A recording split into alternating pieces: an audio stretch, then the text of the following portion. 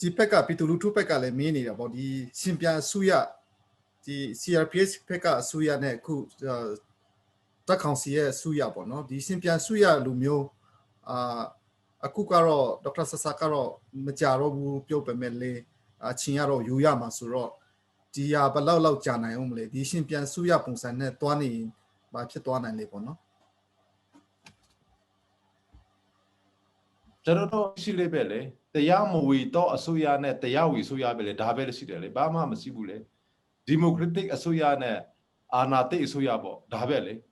နော်ဆိုတော့ဒါရွေးရှာတော့မလို့ဘူးလေဒါဖိပိတလေစီပိတလေဆိုတော့ကျွန်တော်တို့အနေနဲ့အကြဖဲတဲ့အစိုးရနဲ့အကြမဖဲတဲ့အစိုးရပေါ့နော်တစ်ဖက်ကတရားဝေအစိုးရနဲ့တရားမဝေအစိုးရ legitimate government and illegitimate government illegal government and legal government ဒါပဲရှိတယ်နော် democratic government and dictatorship government ဒါပဲရှိတယ်ဒါကြောင့်မလို့ကျွန်တော်တို့အနေနဲ့ကအမှားတရားကကျွန်တော်တို့ဘက်မှာရှိတယ်ပြည်သူလူထုလည်းကျွန်တော်တို့ဘက်မှာရှိတယ်နိုင်ငံတကာလည်းကျွန်တော်တို့ဘက်မှာရှိတယ်သူတို့ဘက်မှာရှိတာကတော့လက်တဆုပ်စာပဲရှိတယ်နော်အားလုံးသိတယ်ဒါကတော့ရှိပြည်သူလူထုဟာလည်းတရားမှစစ်ပြောလိုက်စစ်ဒါ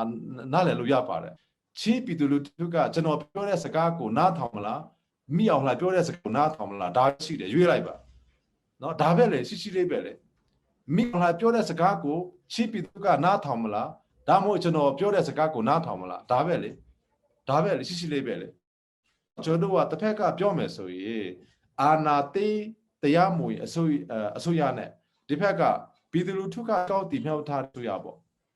အဲ့လိုဖြစ်မယ်ကျွန်တော်က CPI အစိုးရရပါအဲ့လိုမဟုတ်ဘူးကျွန်တော်ကသူတို့ကို CPI ဆရာလည်းမလိုဘူးနိုင်ပြီးသူတို့ကိုကျွန်တော်ကကြော်ပြီးသားပါ